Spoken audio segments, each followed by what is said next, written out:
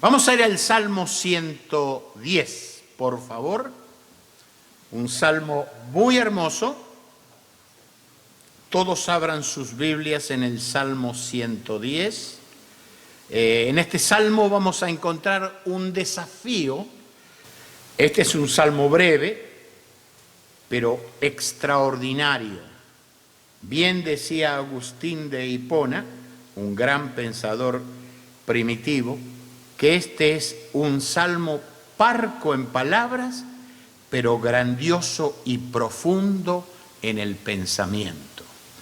Es un salmo que desdibuja y deja claramente huellas de varias doctrinas. Hoy no lo vamos a ver, no se asusten, no vamos a extendernos en eso. Yo quiero que ustedes fijen su atención en este salmo. Solo 3 versículos vamos a ver, y en esos 3 versículos, en el último, que es el versículo 3, ese es el desafío para usted y para mí, como redimidos por la sangre del Cordero. El Salmo 110 es el texto del Antiguo Testamento que más veces se cita en el Nuevo Testamento, unas 30 veces, entre alusiones o directamente. Veamos aquí. 1. Versículo 1. Jehová dijo a mí, Señor, siéntate a mi diestra hasta que ponga a tus enemigos por estrado de tus pies. Allí nomás, en ese primer verso, encontramos una profecía en desarrollo. Porque cuando el Señor le dice a su Hijo, Jehová le dice a su Hijo, siéntate a mi diestra, significa que Jesús ya había consumado la redención en la cruz del Calvario. Porque el sentarse es descansar de la obra redentora. Lo maravilloso de este salmo que va desarrollando proféticamente, dividido en varias etapas.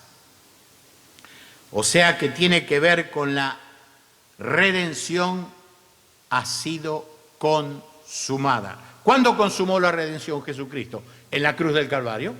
¿Se acuerdan cuál fue lo que dijo? Consumado es. Pagada la deuda. Y la pagó por el pecado del mundo.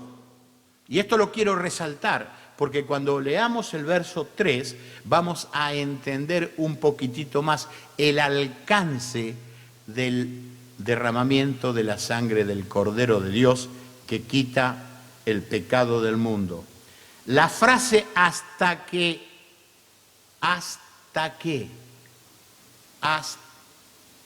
ponga a tus enemigos por estrado de tus pies. Anuncia una progresión cronológica implícita que nos conduce de la mano a comprender la relación de una serie de etapas hasta la plena imposición de la autoridad regia de Cristo en su segunda venida. Hemos dicho, siéntate significaba lo que Dios al mandar a su Hijo logró en la primera venida. Y aquí en este verso sí encontramos que se anuncia la segunda venida, el triunfo, el poder, lo que Dios va a hacer para darle autoridad absoluta al Dios Hijo, para reinar en este mundo. Por eso que las doctrinas tienen que ser preservadas en su delineamiento bíblico. Este mundo tiene que estar bajo el gobierno del Señor Jesucristo por 1000 años. Eso no ha sucedido aún, porque ese gobierno va a ser literal, no como algunos dicen que es un gobierno espiritual, no, va a ser literal y espiritual, porque Dios va a gobernar. Allí es donde realmente el mundo van a conocer nuevamente lo que es el gobierno de Dios sobre los hombres. Eso es lo que vamos a entender. No lo veremos nosotros, nosotros lo veremos desde el cielo, porque esto tiene que ver con la segunda venida para reinar en el mundo sobre Israel y sobre este mundo. Verso 2. Jehová enviará desde Sión la vara de tu poder, domina en medio de tus enemigos. Jehová enviará desde Sión. Observen que es Dios Padre quien envía el poder desde Sión a su Hijo. ¿Entendemos eso? Por eso que la armonía Padre-Hijo es indisoluble e inquebrantable. Y es más, todo esto tiene que ver con el proyecto que Dios preordenó desde antes de la fundación del mundo. Es más, el decreto divino tiene la antigüedad de la eternidad. Nadie puede fijar cuándo Dios hizo el decreto. Lo podemos ver a través del desarrollo de los tiempos. Dominará sobre sus enemigos. La autoridad absoluta del Padre, la autoridad absoluta del Hijo. Déjeme decir, los dos tienen la misma autoridad. Nunca se le ocurra pensar que el Padre es superior al Hijo. Simplemente cumplen ministerios diferentes. Y es malo esto conmigo. Mi mano se va y lo quiere tocar. ¿No es cierto? Verso 3. Aquí, si es posible y tiene algo, marque el versículo. Marque el versículo.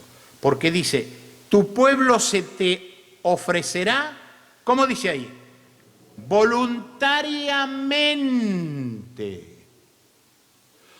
Está hablando del pueblo hebreo. Está hablando de que todos voluntariamente se ofrecerán a Jesucristo, al Rey de Reyes y Señor de Señores. Voluntariamente, no obligado por las circunstancias, o no que tenga que ser jalado para ir a ofrecerse. ¿Y qué más dice? En el día de tu poder, o sea, en la manifestación, cuando Él sea reconocido, cuando Él sea aceptado, cuando esos corazones sean arrepentidos de haber estado de espaldas y en rebeldía contra Dios, cuando le reconozcan a ese Mesías que rechazaron en la primera venida. Pero dice algo más. A ver qué dice ahí. En la hermosura de la santidad. No está hablando de la santidad de Dios. Está hablando de la santidad de los corazones de esos hebreos que van a tener pureza en sus corazones, pureza de mente y pureza de corazón. Ni una mota de impiedad o de injusticia deberá haber en esos corazones o en esas mentes. En la hermosura de la santidad, lo dice la Escritura. Y Dios se va a asegurar que esto sea así, tal cual está profetizado. Porque para Dios no hay imposible. Dios debe cumplir su palabra. En la meditación del salmista sobre este particular salmo, él comprende y puede ver de alguna manera la figura magnífica, apoteótica de Jesucristo reinando sobre Israel. Cosa que hasta ahora no ha sido posible. La prueba está que hasta sin templo quedaron. Dice, desde el seno de la aurora tienes tú el rocío de tu juventud. Esta es la juventud eterna. Las personas buscan longevidad, la encuentran en Dios. En Dios, hermanos. Cuando el Señor venga a buscar su iglesia, seremos glorificados y seremos jóvenes por toda la eternidad. No hay elixir de la juventud. Y si le quieren poner un nombre, es fe en el Dios verdadero. Eso es lo que tenemos que entender. Podemos notar la entrega voluntaria del pueblo hebreo. Va a suceder, pero todavía no sucedió.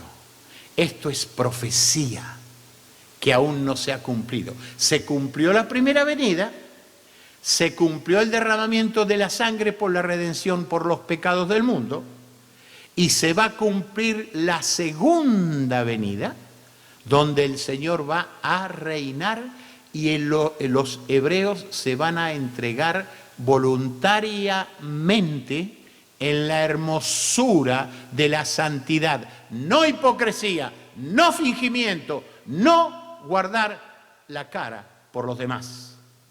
No hacerlo porque a mi papá o a mi mamá le agrada que vaya. Tú tienes que venir para agradar al Dios verdadero, al Padre Celestial.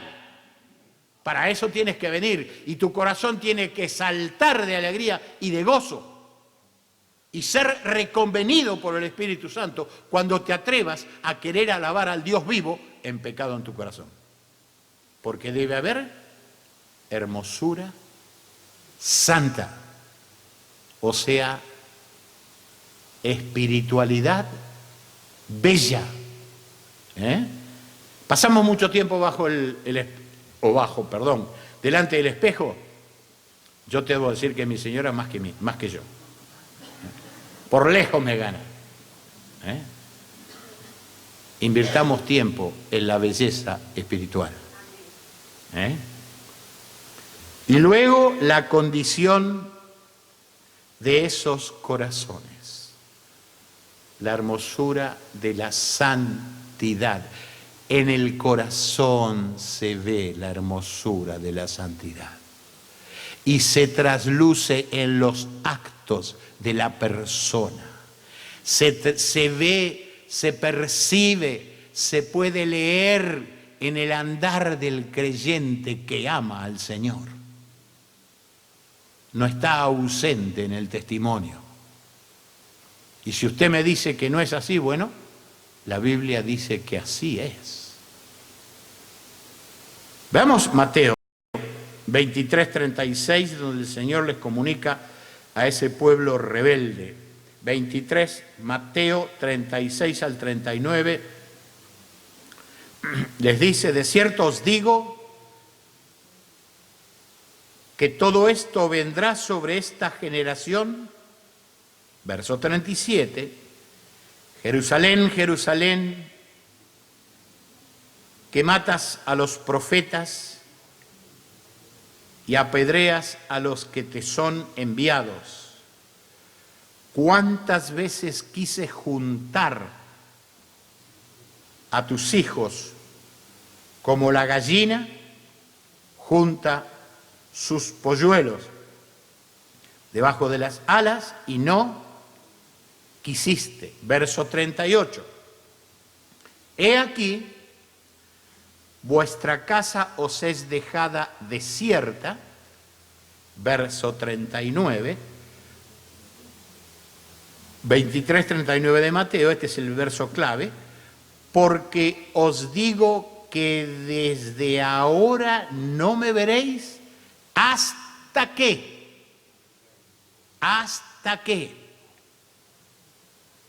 digáis, bendito el que viene en el nombre del Señor.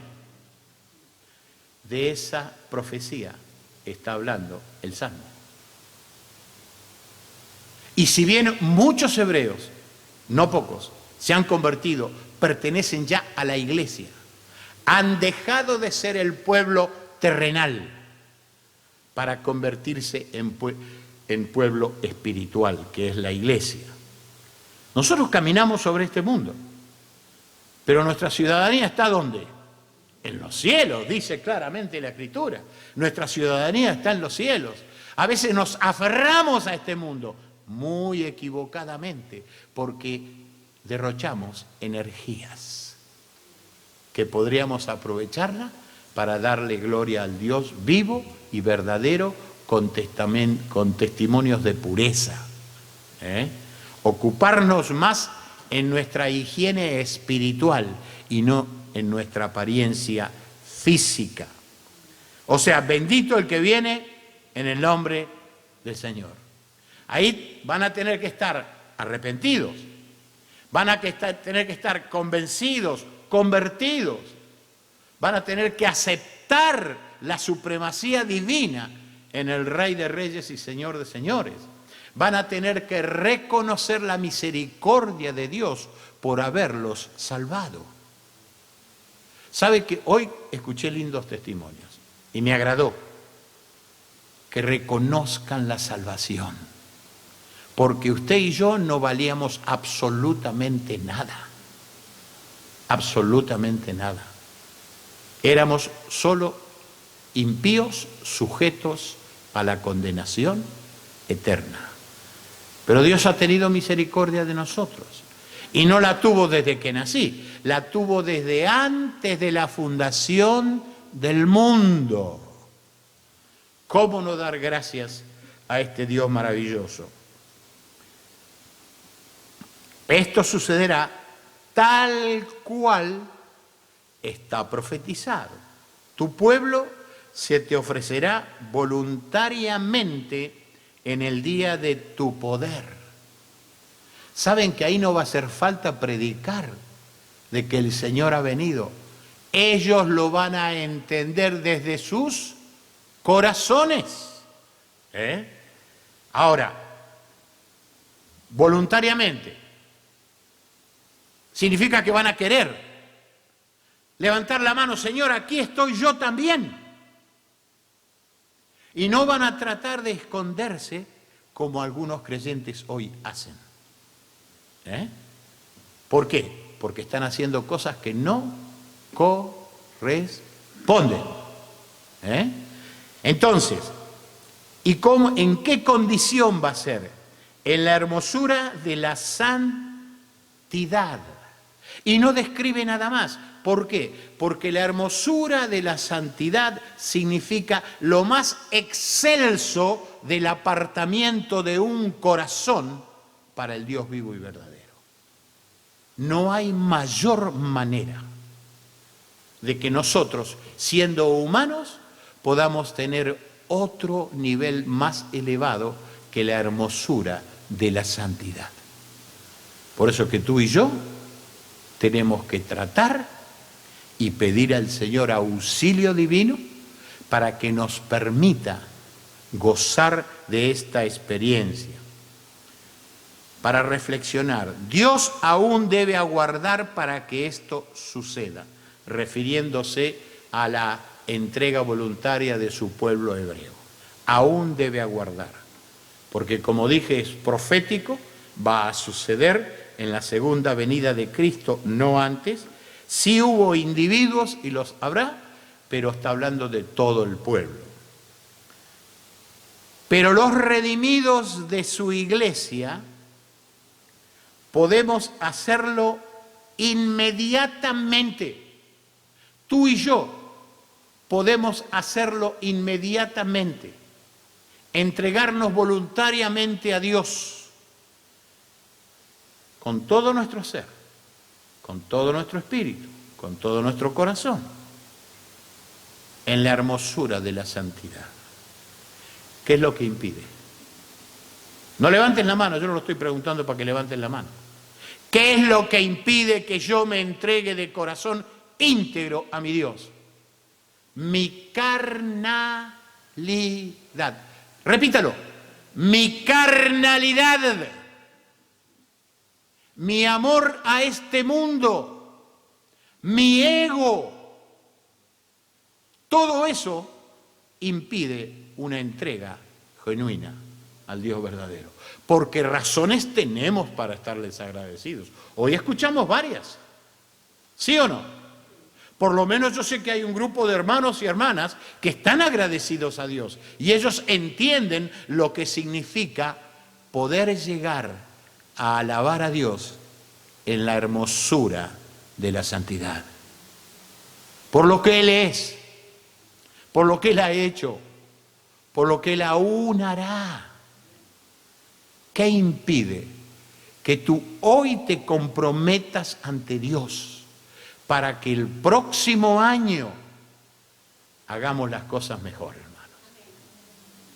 Que le sirvamos, que le amemos, que le seamos fiel, que le seamos consecuentes, que seamos responsables en su obra, que seamos amando a las almas que aún están perdidas sin Cristo y sin esperanza. Es tu labor y es la mía. ¿Qué nos impide? La dureza del corazón. Ese es el impedimento. Y no hay excusas, hermano. No hay excusa.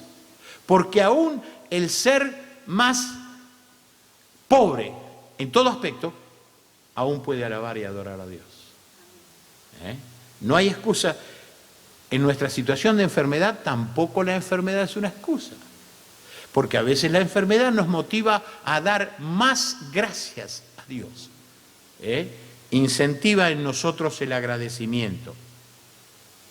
Del momento que nosotros le amamos porque Él nos amó primero y nos ha dotado de las capacidades espirituales, todas las que tenemos, hermano. Somos adoptados por gracia redentora. Somos hijos de Dios. Somos hermanos de Cristo. Somos ciudadanos de los cielos. Somos herederos de los cielos, hermano querido y hermana. Tú dirás, bueno, pero yo tengo que vivir. Claro que sí, pero vive para Cristo. Como dice Pablo, ya no vivo yo, mas Cristo vive en mí. Tú tienes para vivir, tú tienes mucho para hacer, pero vive para Él. Él dejó de vivir por ti y por mí. Tú tienes que hacer lo mismo. No tienes que derramar tu sangre, pero tienes que derramar tu espíritu en alabanza y en adoración. Para ser verdaderos adoradores. Juan 4, 23 y 24. Juan 4, 23 y 24. Aquí tenemos el diálogo del Señor Jesucristo con la mujer samaritana. Es interesante cómo el Señor vino exclusivamente a ese pozo porque tenía que hablar con esa mujer. Vino a buscar y a salvar lo que se había perdido. Todo se encuentra en esos versos. Dice así: mas la hora viene, y ahora es cuando los verdaderos adoradores adorarán al Padre en espíritu y en verdad, porque también el Padre tales adoradores busca que le adore. Ese versículo es tremendo, hermano. Ojalá se pudiera entender la verdadera profundidad de lo que eso significa. 24. Dios es espíritu, y los que le adoran en espíritu y en verdad es necesario. La necesidad, ¿para quién es? De los creyentes. Quiere decir que si la persona, el creyente, nacido de nuevo, bautizado, registrado como miembro de una congregación de santos, no se encuentra en comunión con Dios, no puede adorarle en espíritu y en verdad, está siendo negligente para con Dios y está siendo negligente consigo mismo, porque se niega esa gran necesidad de adorar al Dios vivo y verdadero. ¿Se dan cuenta que el problema está en nosotros? Dios nos ha presentado una fórmula magnífica de salvación. Nos ha dado la capacidad de poder estar en comunión plenamente. Su Santo Espíritu aboga por nosotros aquí. En mi corazón Él aboga. Cuando Él me ve alicaído, me ve entristecido, me ve bajo de ánimo, Él está intercediendo al Padre por mí. De aquello que yo ni entiendo lo que está pasando. ¿Por qué me encuentro de esa manera? ¿Sabe que la mayoría de las veces sabemos por qué? Porque estamos contrariados. Porque estamos como esos niños caprichosos. Porque lo único que falta es que nos tiremos al piso y que nos pongamos a berrear y a patalear. Pero esa es la figura de nuestra contrariedad y frustración. O sea, somos capaces de vestirnos elegantemente, pero no somos capaces de vivir elegantemente de manera espiritual. Nos falta esa fidelidad. Y este desafío no solo es para usted, sino para mí también. Tenemos que enfrentar el año 2020 diferente, hermano. Yo no pido que usted se peine diferente, sino que obremos diferente y que Dios lo vea. ¿Saben una cosa? Hoy estos testimonios, ha habido ángeles que han presenciado estos testimonios. Y esos mismos ángeles van a estar observando a todos los que dimos testimonio. Porque la redención no la comprenden. La asisten porque obedecen el mandato divino. Pero no comprenden. Ellos nunca van a experimentar lo que experimenta un redimido, perdonado y salvado por la sangre del Cordero. Porque estos ángeles que vieron los testimonios son los ángeles leales a Dios. Los otros son demonios, los que se rebelaron contra Dios. ¿No es cierto? Ellos desean nuestro mal. Ellos son los que ponen zancadillas. Ellos son los que susurran al oído. Ellos son los que guían nuestros ojos a ver lo que no debo ver. Nos estimulan para el mal y la desobediencia.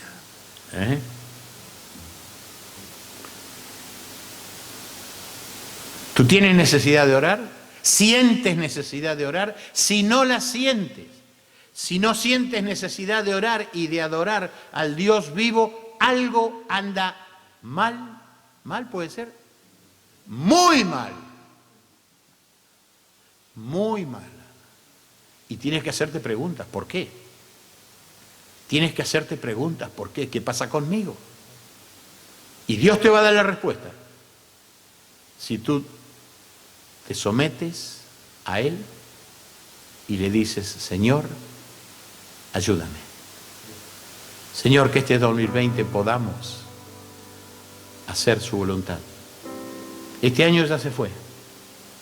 No podemos rehacer lo mal que hemos hecho. No se puede. Pedir perdón, pero debemos enfrentar un compromiso mayor en este próximo año. Oremos. Padre, gracias por tu palabra. Gracias por esa hermosa profecía del Salmo, donde nos muestra que tú harás tu voluntad en tu pueblo hebreo. Pero también gracias porque nosotros, los redimidos de tu iglesia, tenemos la posibilidad hoy de entregarnos voluntariamente a ti en la hermosura de la santidad. Haz que el año que viene, Señor, tengamos este propósito y tú nos ayudes individualmente, como familia, como congregación, para que tu nombre sea ensalzado, Señor, para que tu nombre sea enaltecido, para que podamos, Señor, ser sal y luz en un mundo insípido, Señor, donde el mal prospera, pero tú finalmente triunfarás, Padre Celestial. Eso es lo que dice tu palabra y anhelamos el momento en que tú vengas a buscar tu iglesia, Señor. Pero sabemos que eso no va a suceder hasta que el último de los redimidos asignados para ser alcanzados por tu iglesia sea alcanzado.